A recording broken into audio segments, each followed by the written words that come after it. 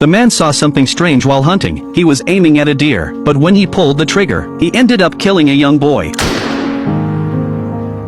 Jeff was too shocked to say a word. He quickly ran over to check the situation. Sure enough, a child was lying in the grass. He knelt down trying to wake the boy, but the boy had already stopped breathing. Jeff collapsed to the ground, not knowing how to deal with this. Just then, the boy's father rushed over after hearing the noise. Sonny! Sonny!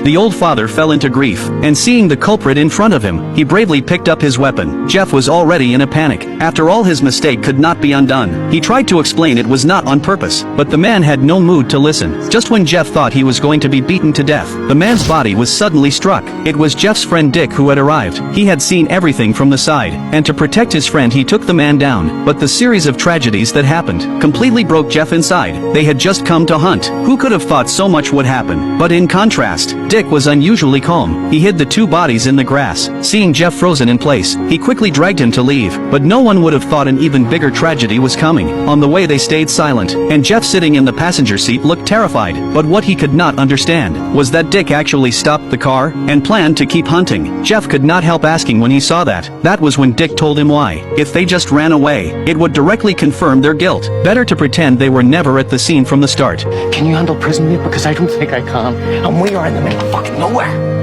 In hundreds of miles of forest. Now it seemed they could not just leave. At least they needed to stay here for a day, then return at night to deal with the scene. And to make the act more convincing, they went to a nearby store, chatted with the clerk on purpose, and casually mentioned they were hunting here. When it got dark, they went back to the motel. When the owner asked if they caught anything, they said they wasted the whole day, didn't see any game. Then they went to a restaurant, pretending to be starving after a long day, and took the chance to mention that the place they hunted was not in the forest where it happened. When night came, they finally returned. Jeff dug a hole nearby, while Dick thought of something. The bullets were also key evidence. If someone found them, the consequences would be serious. Luckily, he soon found one in the tree, but the other was nowhere to be found. He turned to look at the boy, touched his head with his hand, but there was no trace of blood. At that moment, Dick understood everything. While Jeff was burying the boy's father, he went aside to get to work. Only by taking out the bullet could they be safe. But Jeff disagreed. The boy had already stopped breathing. Digging a bullet out of his head now would be the greatest disrespect. The two quickly started fighting over it.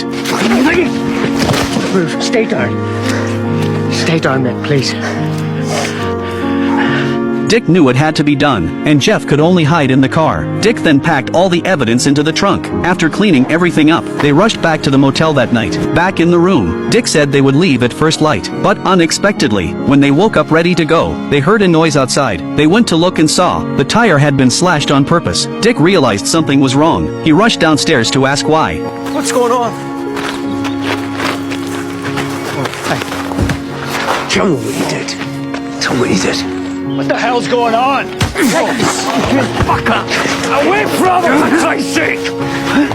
What are you doing? Fucking bastard. It turned out a few days ago when they first came here, they were just excited to hunt, but when they went to a tavern for fun, they happened to meet Whitebeard's daughter. The two hit it off right away, and stayed together, but when Whitebeard found out, he decided Dick was no good, which led to what happened earlier. Luckily the mayor stepped in, and Dick narrowly escaped, but their troubles were not over, because the tire was damaged. They had to go to a repair shop nearby, but while cleaning the trunk, Jeff accidentally dropped a knife. He panicked immediately. Luckily the mechanic did not notice, but they soon heard bad news. The car could not be fixed until the next day. To keep avoiding suspicion about the forest, they went to another tavern for fun, and happened to run into Whitebeard again. From him they learned that people already knew a father and son had gone missing. They became nervous. Before leaving, Whitebeard gave Dick a nose grab as a warning, but did not push further. Dick and Jeff did not think much of it. They just needed to leave the next day. As for the missing father and son, they were not too worried. In such a large forest, no one could find them right away. They just needed to wait until the car was fixed. But unexpectedly, that night at a bonfire party, the village chief found them. Because the village was remote, there were not many people. He invited them to help search for the missing father and son. To avoid suspicion, they had to join. Soon they set out. All the way they were on edge, praying they would not go to the burial site. But the chief knew the area too well. He knew the father and son went hunting in that forest. Soon the group arrived. Unexpectedly, Whitebeard brought hunting dogs. Dick and Jeff panicked. The group split up to search. Dick and Jeff purposely stayed at the back,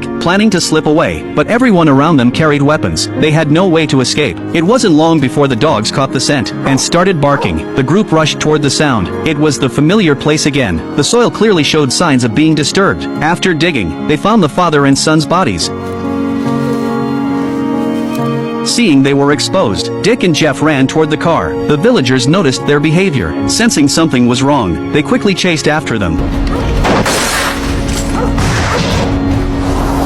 Luckily, Whitebeard's shooting was terrible, allowing them to escape, but there was no time to celebrate, because the villagers were chasing in cars, and their car broke down again. Panicked, they hid in the forest, but the dogs were sharp. It did not take long for the dogs to catch their scent and pounce on them. Although the dogs were fierce, Dick killed them with a knife, but unfortunately, Jeff was bitten. No matter how Dick pulled, he could not stand up again. Just fucking go! With no choice, Dick escaped first, leaving Jeff to be beaten. After venting their anger, the villagers decided to take Jeff back, and left some to search for Dick. Soon after, the villagers interrogated Jeff overnight, and locked him in a warehouse, facing several big men. Jeff told them everything. The chief could hardly believe it. Whitebeard soon arrived, and went to kill Jeff. Luckily, the chief stopped him. He advised handing Jeff to the agents, not killing him in private, but Whitebeard insisted on his way. Even if he killed Jeff now, no one would ever know in this remote village. But while they argued, Dick had already been caught and put in a car. By the next day, they had a plan. The villagers brought Jeff to a warehouse, the same warehouse where Dick was kept. Their plan was that only one could live, and Jeff had to end Dick himself. Only then could they erase their hatred, but Jeff refused. Dick was his childhood friend, and his best buddy, but the chief told him to think carefully. He still had a wife waiting at home. If he didn't act now, both of them would die. Jeff panicked, seeing the fierce Whitebeard behind him. He knew he had to do it. Dick said nothing as he lay tied on the ground, waiting for his friend to end him. In the end, Jeff did it, and the chief kept his word, letting someone take him out of the warehouse. The next day, Jeff left with his wife, and the hunt ended in tragedy.